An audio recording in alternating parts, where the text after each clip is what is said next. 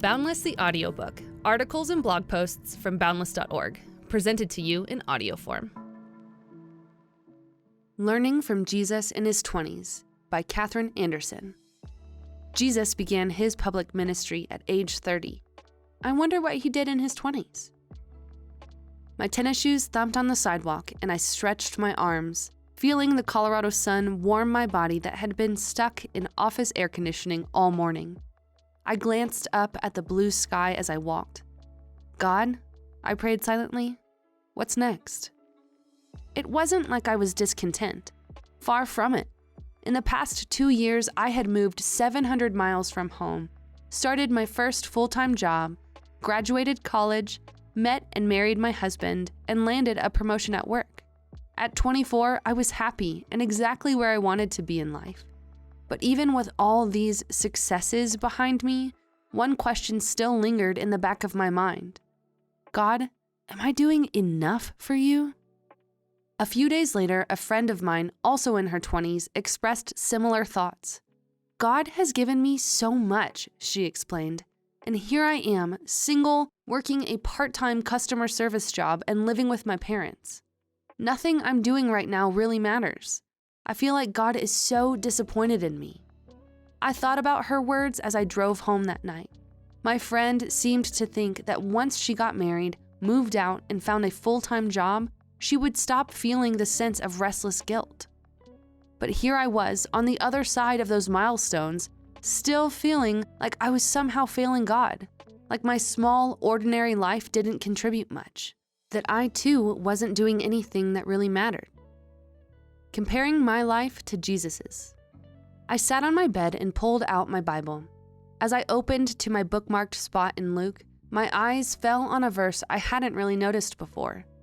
Jesus, when he began his ministry, was about 30 years of age. Luke 3, verse 23. I circled that age and then set my pen down. 30. And for the first time, I started to consider something I hadn't before. I wonder what Jesus did in his 20s. I started flipping through the Gospels, scanning the different accounts of Jesus' life. I flipped and flipped, looking for any indication of how Jesus spent his first 30 years. There wasn't much. Of course, there's the account of Jesus' bizarrely beautiful birth.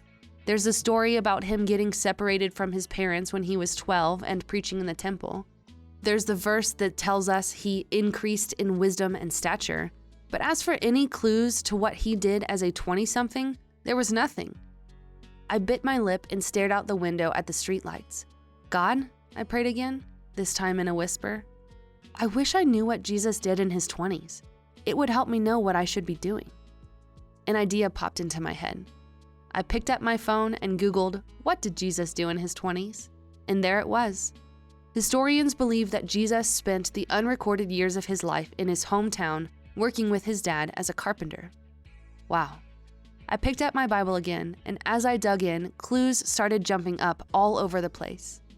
In Luke 4, Jesus goes to the synagogue and reads a prophecy from Isaiah. When he finishes, it sounds like the people in the synagogue just stand there with their mouths open, not because of what he says, but because of who he is. Isn't that Joseph's son? They ask each other. They seem surprised that Joseph's son amounted to anything.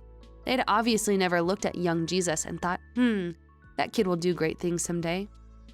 As I stared at the gap on the page, the place in my Bible where Jesus' life between ages 12 and 30 would have been recorded, I was surprised to feel tears sting my eyes. Jesus lived the most important life of any of us. He literally saved the world. But for more than 99% of his precious, short life, he lived under the radar, working as a carpenter. Why would God do that?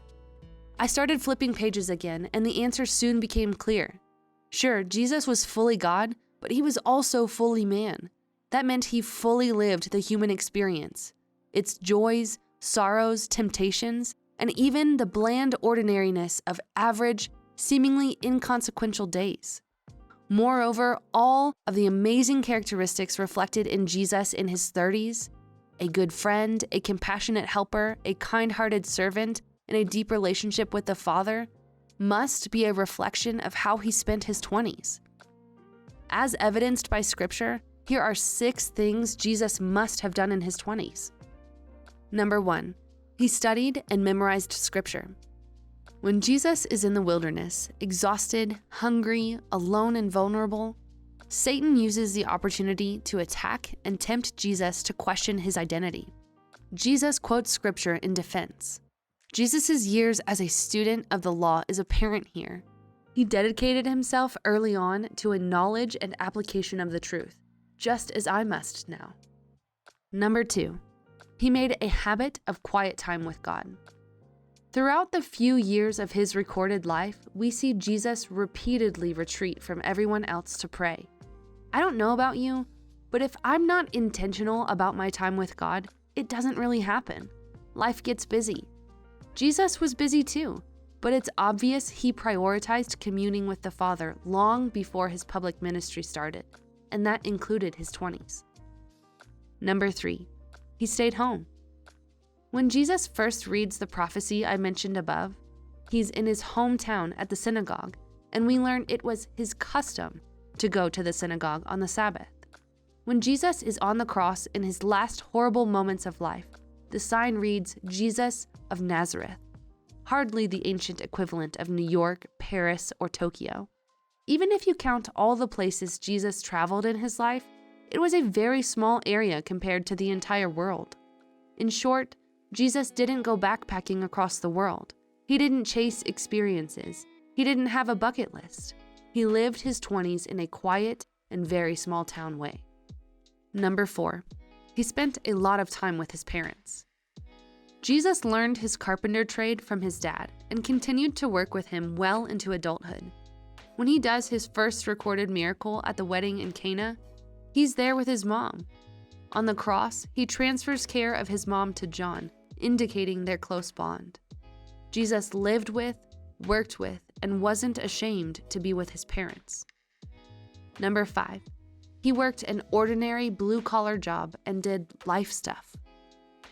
Jesus is referred to as the carpenter's son, Matthew 13, verse 55.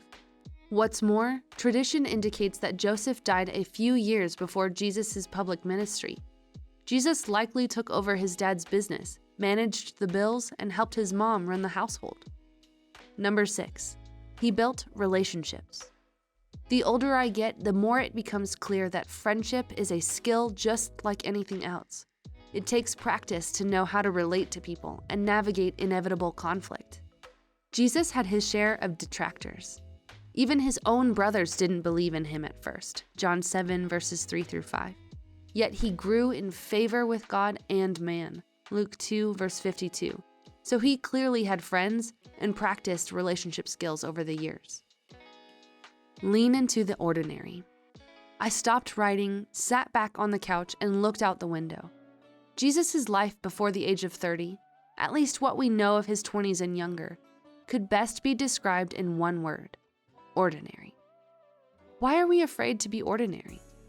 If a mostly ordinary life was enough for the Son of God, why am I, and most of my 20-something friends, so convinced that we need to be something more than ordinary to please God, others, and if we're honest, ourselves? Here's what I think happened. For the most part, the generation that raised us played it safe, and maybe looking back, now has some regrets. Our parents, crazy about us, didn't want us to miss anything in life. So we were encouraged to get degrees, find good jobs, and backpack across the world because you'll never be able to do that again once you settle down. We heard about people in their 20s and younger doing amazing things, writing books, starting nonprofits, people like Katie Davis Majors, who went to Africa at age 18 to adopt 12 girls and start an orphanage. In her book, Kisses from Katie, she says that staying in her hometown, getting a regular job, and getting married would have brought her complacency, comfort, and ignorance. I understand Katie's point, and I'm not questioning that she is doing what God called her to do. But as someone who is currently working a regular job and building a family, I'd argue that my life breeds anything but complacency, comfort, and ignorance. Being married has been wonderful, but it's also opened my eyes to my own selfishness, which daily makes me squirm. I love my coworkers, but hearing about their lives reminds me that many of them deal with unspeakable pain every day. My job is great, but the daily grind forces me to lean into God, to stay focused and diligent. And I have great parents and in-laws, but merging our families has taught me that everyday relationships are sometimes the most difficult things on earth to navigate. Recently, the coronavirus has forced us all into a more ordinary life than we ever expected. So let me invite you, lean into the ordinary. As you work from home, cycle through the same few recipes, and watch the same church service online, the ordinary will begin to surprise you. I promise, if you're connecting with God in day-to-day life, the ordinary is filled with refining moments, heart-bursting joy, real courage, and most of all, a deep sense of purpose. You'll realize that ordinary life is full of gritty, difficult, stretching, and beautiful moments, and most definitely counts in God's book. Let's be like Jesus in his 20s. Let's embrace the ordinary, knowing that this is the good stuff. This is where real life is.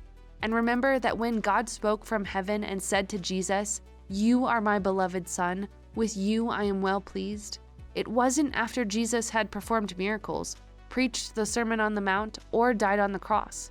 It was after Jesus had faithfully lived 30 largely unrecorded years. Years that, in light of eternity, were anything but ordinary.